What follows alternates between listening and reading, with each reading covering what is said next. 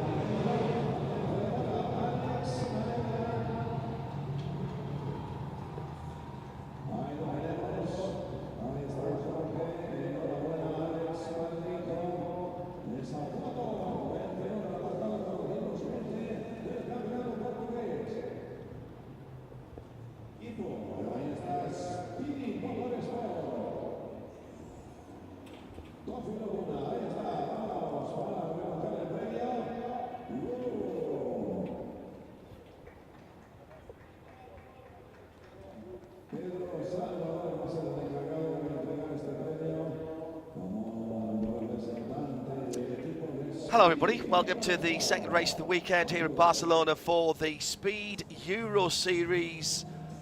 This is an exclusive series for CN category cars. The history goes back to 2010 and the first champions back in 2011, drivers-wise, were our good friend Warren Hughes, along with Geordie Firth in the WFR 03. And at its height, there were 9 manufacturers in this championship. Sadly, those days are behind us now, and very far fewer manufacturers in this category of racing. And in fact, the championship has been rescued recently by the people behind the FX Racing Weekend.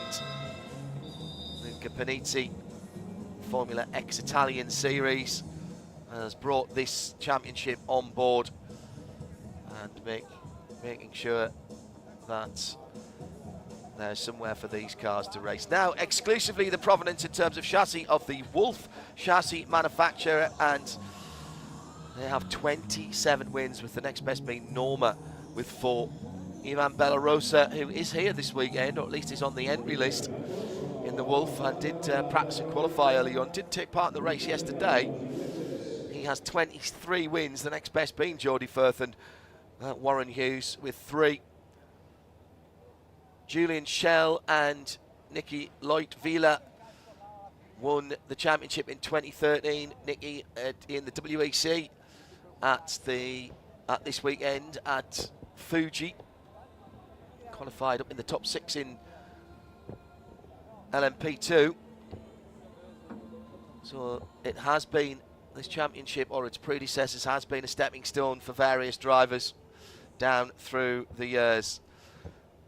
This 2022 season and the rebirth of the championship, 6 races, 2 here this weekend, 15th and 16th of October off to Spa-Francorchamps for the Spa Racing Festival, and then on the final weekend in October, the Formula X Racing Weekend.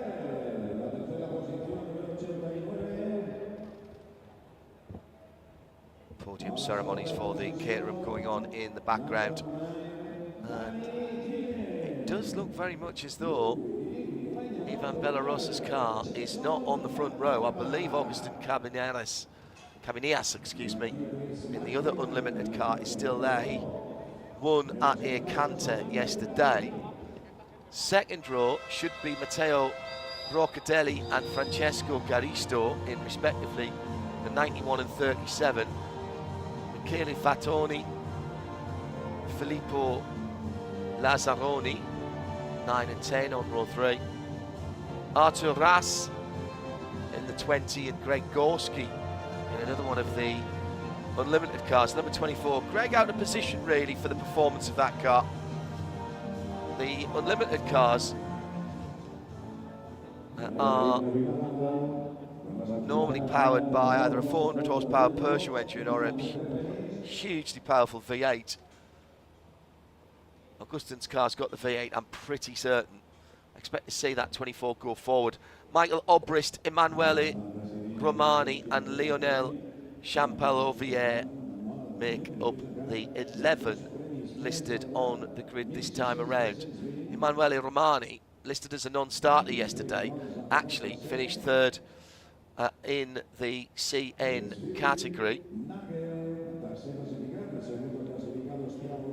Actually, I think he finished 2nd in the CN category yesterday, but there was clearly a problem with his transponder, because the timing screen steadfastly refused to score him all through the race, even though we could see him having his battles. So, round about a minute to go before the formation lap for the second race of the weekend. It'll be 25 minutes plus a lap for these guys. Actually, 3 lights tell me there's just on 3 minutes to go.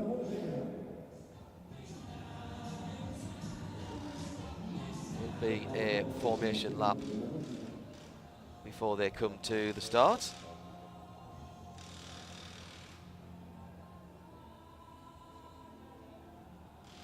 Great to see this championship back and an opportunity. Yeah, there we are. There is the 1 minute board. Great to see this championship back and these fantastic looking Wolf cars.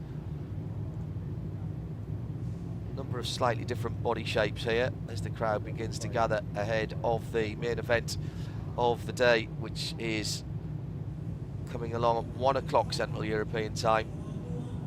Has been brought forward an hour in the last week or so, so remind yourself of that if you are wanting to tune in for the Hankook 24 hours of Barcelona here at the Circuit de Catalunya. These cars on Hankook tyres as well. Pretty dramatic looking things. A couple of different body styles you will notice towards the back of the field. The very typical black and gold Wolf with some of the older body styling on it. It's the 142. That's Miguel Obrist from Switzerland. That's the Honda powered car. All carbon fibre tubbed. The Thunder cars, powered by a 1 litre motorcycle engine that's lifted out of an Aprilia RSV4 Revy.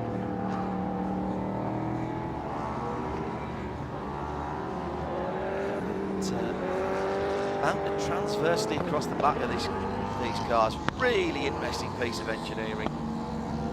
To Cupra Formentors as the chase vehicles.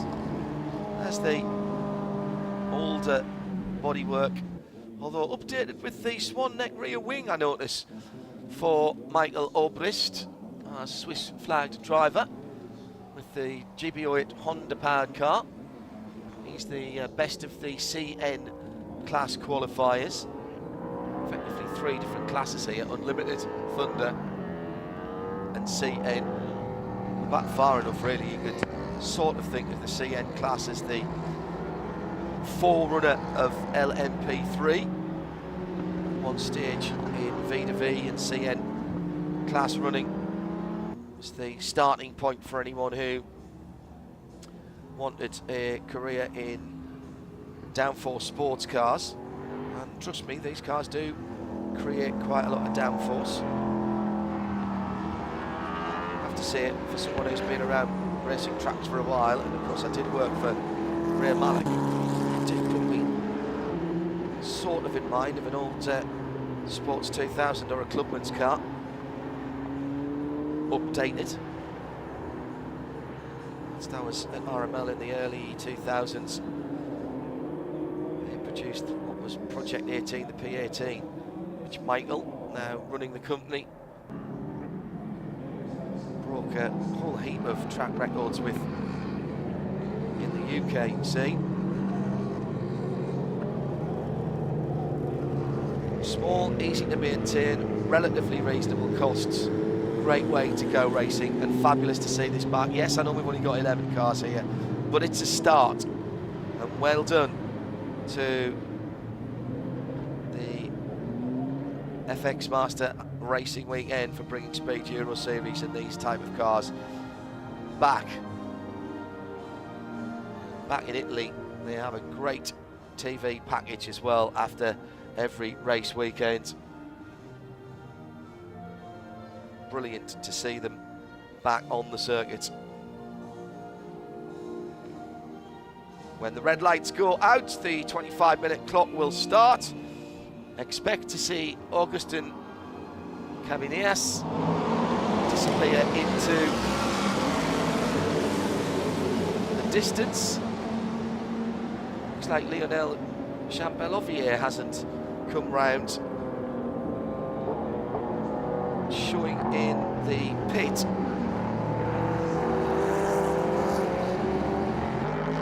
Down towards turn 1, the usual scrap.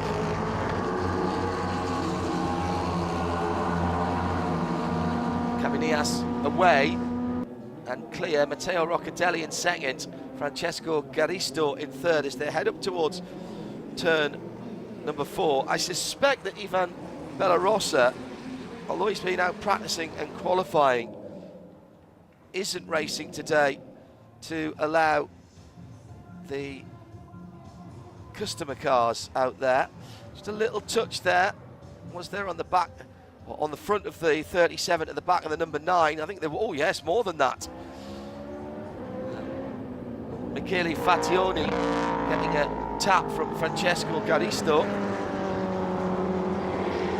Side by side again, the number 10, Filippo Lazzaroni, is the white car with the blue engine cover amongst a sea of satin carbon fibre cars. So thank you for that to Filippo. Oh, spin. Easy to do there on cooldish tyres. That was the 44, Emanuele Romani. He was the CN leader at the start of this race, Emanuele. He'll be disappointed in that. Michael Obrist has gone through. Now, was that a tap, or was that just slightly too much of the right foot? Obrist's gone through there. And Greg Gorski up into second. I said he would come through the field in the Mistral, one of the unlimited cars. Wolf F Mistral. 3.5 seconds the gap between the leader and Greg Gorski, the American driver, in second place. Let's see if he can cut that down. Filippo Lazzaroni in that white car, very much looking like a single-seater with bodywork thrown around it. So he comes down into turn 4 now. He's dropped back a few positions as Greg Gorski's picked his way through the field. The Thunder class, Matteo Roccadelli in the 91, still leading. No one will catch, I believe, Augustin Caminillas. Gorski, 3.5 seconds, that's what to think about. Battle at the back of the field. Michael Obrist, who went past Emanuele Romani, has just been passed back by the Italian. So the Swiss driver. See the slight different designs of some of the features of these cars. Not the classic black and gold Walter Wolf Racing colours. 16.5 minutes still to go.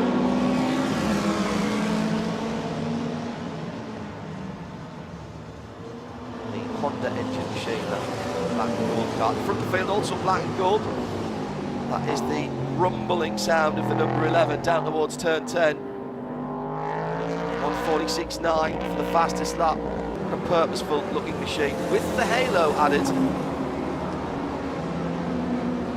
See the different iterations of the cars as Filippo Lazzaroni goes through on Francesco Garisto.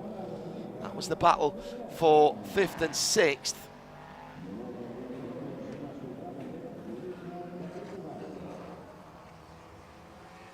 Quite a decent scrap actually coming through turn 4 there. Headed by, oh, Greg Gorski's had a bit of a moment. And he's dropped a good 3 seconds. Contact at turn 2, I'm hearing. Under investigation. Gorski, who was only 3.5 seconds behind the leader, has now dropped back behind Matteo Roccadelli. The turn 10 contact, now that must have been Emanuele Romani. No further action. Oh, under investigation. That might be 2 separate incidents, of course. Contact at turn 2, no further action. That was maybe that little fender bender, literally. So race control quite busy earlier on.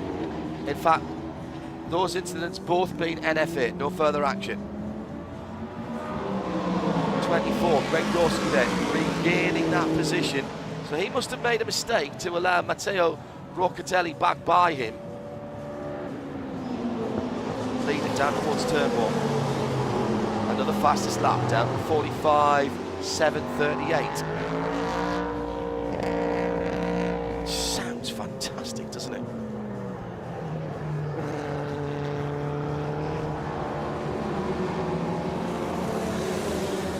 Number 9 is Michele Fattorini, second in the Thunder class behind Matteo Roccadelli. That's where the battle is really for that class from third down to seventh. Arthur Ras, Belgian driver, is only, well, he's barely 3 seconds away from the lead. And that's third down to seventh, as I say. Caminias stretches away. And another version of the black and gold colour scheme. Quite clearly not overstressing himself or the car there, not using all the track limits. He's coming through turn 11 whilst the rest are still going down to the braking area. Haven't even made the braking area of turn 10. So Gorski in the unlimited car leading a gaggle of the Thunder cars. He's struggling to get out of turn 10 there, and he's under pressure from the best of the CN cars, which is Matteo Roccadelli. It closes right up under the brakes. Down into the chicane, and now coming out of the final corner. This is where the unlimited car should stretch its legs. Roccadelli though just ahead by a couple of tenths of Fattorini, then Garisto, Lazzaroni and Artur Ras, as quick as I can say them. And that battle for first down to fifth now just about a second in the Thunder class. So that's where the scrap is. 91 leads it. We've waved bye-bye to Augustin at the front of the field. He's already disappeared out of turn 4 before the rest of the field's come out of turn 3. Then Greg Gorski has settled himself down, pulled a little bit of a gap. Oh, outside manoeuvre there by Lazzaroni, trying to get round Garisto, and does get round Garisto. Garisto comes straight back down the inside, the 37, at turn 5. Well, they're having fun. This is great to see. This is what we were hoping for yesterday. Fortunately, we had a safety car intervention while they cut down the fun. This is much more like it today and far more indicative of what I remember this category of cars looking like in the past. Fantastic racing. Down towards the heavy braking area at the new turn 10, which is much, much wider. The old turn 10 went much tighter, and really you were accelerating through turn 11. Turn 11's a proper corner now because you have a longer run into it. Just on 11 minutes to go.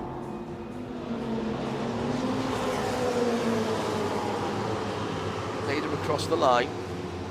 No improvement on lap times there, but the gap at 16.5 seconds, no requirement for Augustin Cavanias to push too hard. Greg Gorski's just cleared this battle for the Thunder class, still being headed by the black and yellow GP08 Thunder of the Italian driver Matteo Roccadelli. Fattorini, Garisto, Lazzaroni and Artur Ras just about hanging on to that. Just starting to spread them out a little bit. Looks like the white car of Lazzaroni, the number 10, quite the pace as it had earlier on when he was challenging further up that pack. Not entirely certain that Greg Gorski may not have a problem. No. His last lap was his quickest lap, 48.8. However, Caminias is turning the wing up a little bit as he looks for another fastest lap, I suspect. Maybe just cooled off his Hankook tyres for a lap as he comes to the line. Now, best lap 1:45.7, 1:44.8. Just took a second from his fastest lap time. And Greg Gorski is being caught by that gaggle of Thunder cars again.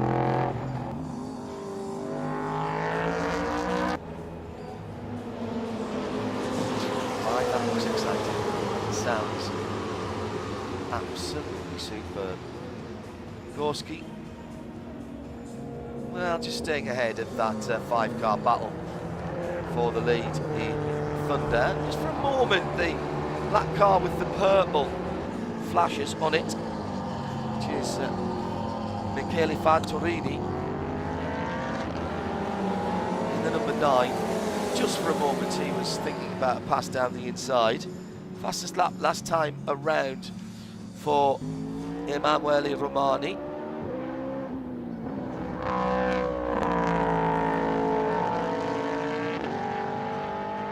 Opportunity just to listen to that leading car.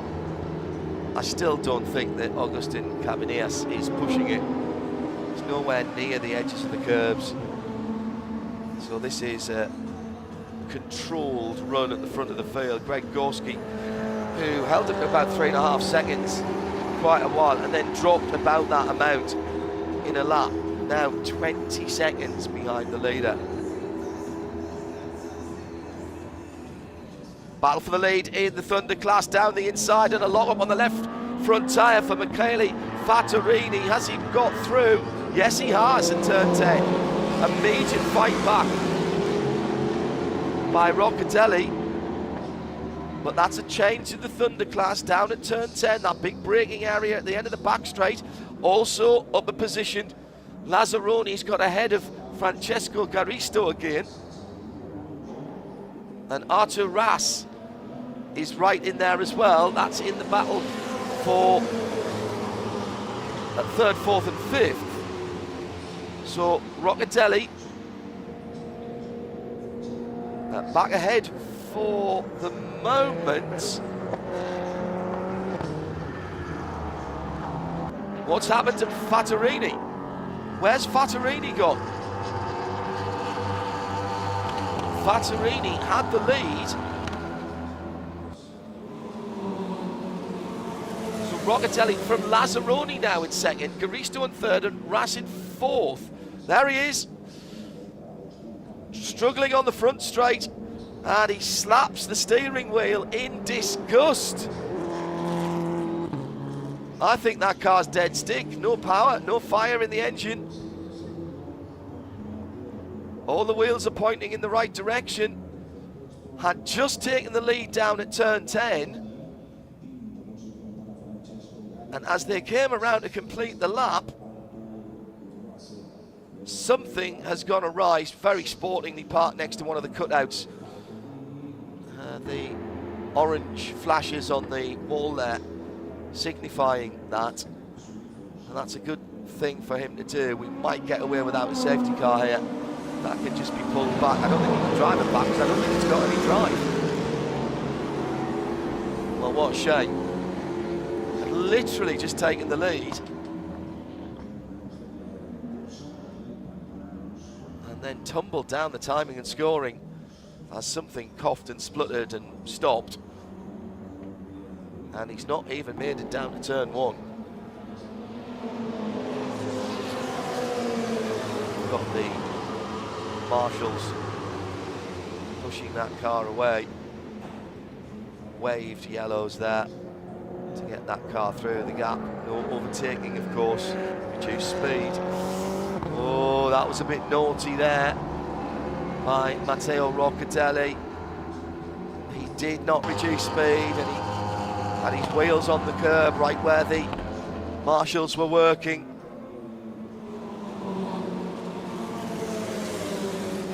So now the battle is for 2nd, and Francesco Garisto has gone back into 2nd ahead, or into 2nd ahead of Filippo Lazzaroni in the white number 10. Greg Gorski really struggling to get the power down, coming out of turn 5. What if he's cooked his tyres?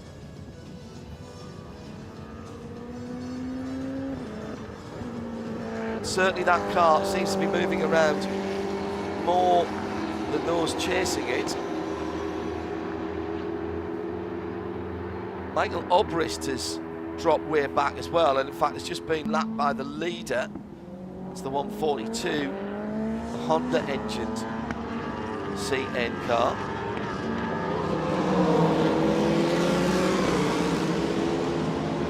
So now, will Greg Gorski, the American driver in the unlimited car, will he unwittingly play a part? Well, he's outbraked himself going through 13, and this is a stunning move round the outside into the chicane. Roccadelli, very brave there, but just couldn't quite get it done. My point is, with Roccadelli right there, with 3.5 minutes to go, will Gorski then playing unwitting part in the battle for Thunder honours behind? And what's happened to Lazzaroni? He's lost pace now. Here's Artur Raza. Round the outside into turn 1 in the number 20. Can't get it done. That's a battle for a podium position in class. Roccadelli being closed down on by Francesco Garisto. Then there's about a second back to Lazzaroni and Raza.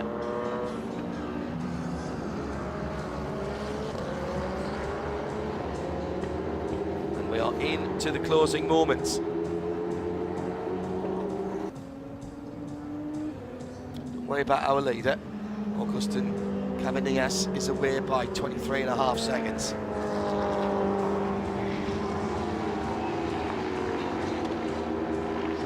Battle for the Thunder honours is what's keeping us entertained at the moment. And at the moment, Matteo Roccadelli has managed to ease away from the cars behind him. As he does that, he closes in Greg Gorski. I suspect that has an effect on the downforce at the front of his car. And now they've got other traffic to pass, because that is the 142 of Michael Obrist. And off goes the 142. No, it's the 44, it's Gorski. Gorski has Emanuele Romani, who was leading the CN class. And he's thrown that away, all on his own. Oh, he'll be annoyed with himself there. Now he should be able to get on and regain the track without losing the lead of the category.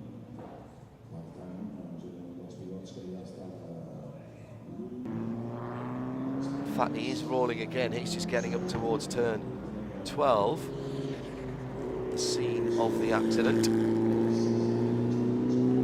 Well, that car doesn't sound well, and he's nowhere near the edge of the road, so that may be something a little more serious. Let's see if he pulls into the pits this time around. Emanuele Romani. No, he's come across the line. Right, let's get back to the battle with the last 34 seconds on the clock. Roccadelli, Garisto and Lazzaroni and Raza, 4 cars back for 3 podium positions. The added complication of Greg Gorski in second overall and in the unlimited class, right ahead of all of them. And that is closing this battle up. This is brilliant. Leader's gone across the line to start the last lap. So this is not the checkered flag this time around for the scrap, but it will be next time by. So Gorski is an unlimited class car. Here's the battle for first, second, third and fourth in the Thunder class, and that's an audacious round the outside manoeuvre for Filippo Lazzaroni in the white car with the red and blue, and he's just gone round the outside into turn 1 and takes second position from Francesco Garisto. Our CN class leader is still running, and we'll have to do one more lap. I think he'll be all right. don't think he's going to get lapped by our leader, Agustin Cabanillas.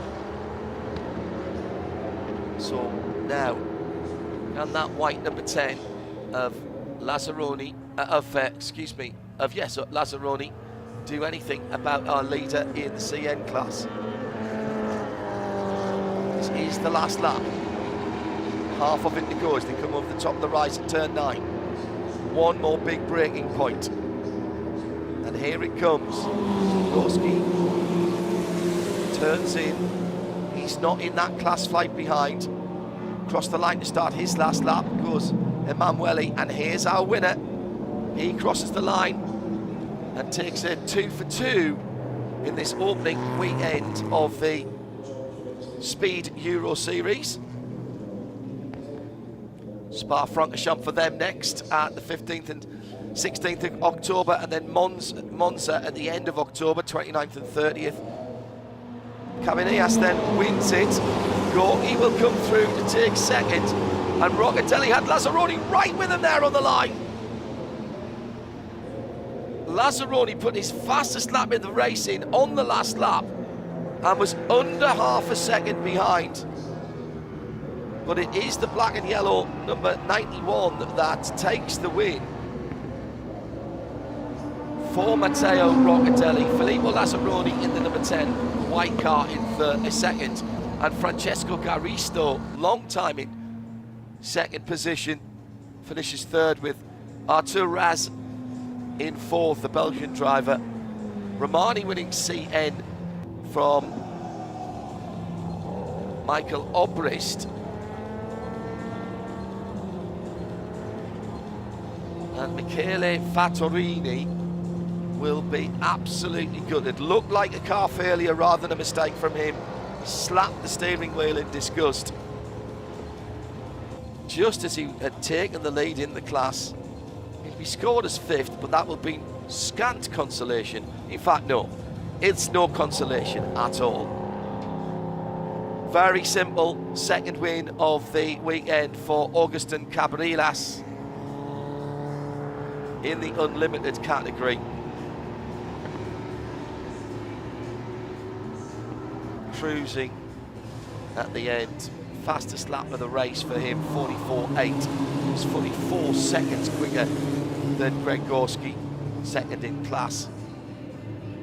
I tell you, Roccatelli in fact had a 47.9. That was a better best lap than Greg Gorski, if that makes sense. Wow, that extreme version of the KBO8 Wolf lives up to its name, doesn't it? Really purposeful looking car, particularly with those rear wheel arches. So modern in some ways, particularly with the halo on the open cockpit. Yet, what a throwback. I think those rear wings and arches have a bit of a Group 5 look to them, for those of you who are old enough to remember that. There's an air of single-seater made into sports cars from the Can-Am era, going back even further. These are carbon fibre tugged cars. What a sound that car makes. And by the way, gold wheels, well done. Ferrari, are you watching? Your Formula One cars need to go back to gold wheels. I know it's all about heat dissipation and everything, but really. Well, the two unlimited cars parked side by side. Spanish driver on home ground, Agustin Cabanillas.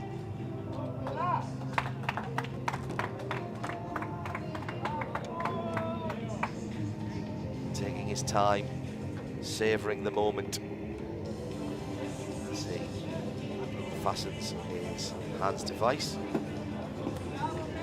I tell you what, if he can do that in the cockpit, he's a better man than I am.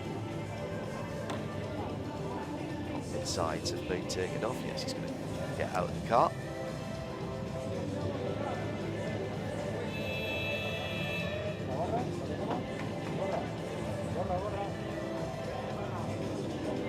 for the photographs. Relatively easy double victory this weekend with Ivan Bellarosa not starting either of the races, although he was out-qualified by Bellarosa in both of the races. Gorski a little bit out of position from the qualifying, did fight his way through the second there, and for a while was trying to keep our winner honest. The helmet is off, Andrew Marion is down there. 2 wins for Spanish driver Agustin Cabanillas on home ground this weekend. Absolutely a brilliant drive. You destroyed the rest of the field, well done, but it's never easy, is it? No, it's never easy, but especially because, you know, it's many work behind and nice days like that. I have to say thank you to all the team for all the support. Also, the car was fantastic. I love it. It was easy to drive. I'm very happy to be here in Barcelona to get the second podium. Yesterday we got the first one, so it's been an amazing weekend. Thank you to everybody, and that is. Because you're the only Spanish driver in this race, so that makes it extra sweet. Exactly, I'm the only Spanish one. Hopefully, in next races in Spa, Francorchamps and in Monza will be more Spaniard. But yeah, very happy and at home to get the first position. Well done, of course, big Ford V8 power at the back of that particular car. Greg Gorski, where's he gone? Greg, of course, doing double duty this week. Also will be in the Lamborghini. He won his class, but he's done a disappearing act on us. So, John, I'm going to hand back to you. And looking for, oh, here it is. No, I thought he was coming to us, but he's not. So, John, I'll hand back to you, and another great race coming up in a minute. Lots of Renaults, of course, will be hurtling around this marvellous Barcelona track. Cabanillas winning the unlimited category from Greg Gorski in second. Matteo Roccadelli winning in Thunder, and in CN, Emanuele Romani did recover after that spin to take it from Michael Obrist in second. Good battle in the Thunder category, though. Got a feel for Michele Fartorini, who had just taken the lead before his car expired down the front straight. So in the Thunder class, Roccadelli from Lazzaroni and Garisto, those are your podium finishes. These cars back on track again, 15th and the 16th of October, so just on a month's time, as part of the Spa Racing Festival. Off to Belgium for the full circuit at Spa-Francorchamps. That will be the venue for rounds 3 and 4, and finishing the series for the final 2 rounds at Monza as part of the Formula X racing weekend on the 29th and 30th of October. Great, a really great initiative from the FX Master Racing Weekend, the Speed Euroseries for these Wolf chassis cars back up and running for 2022, and how great to see them all back in action. Thanks for joining us. Andrew was down in the pit lane. That was Andrew Marriott. I'm John Hindhaugh. Bye for now.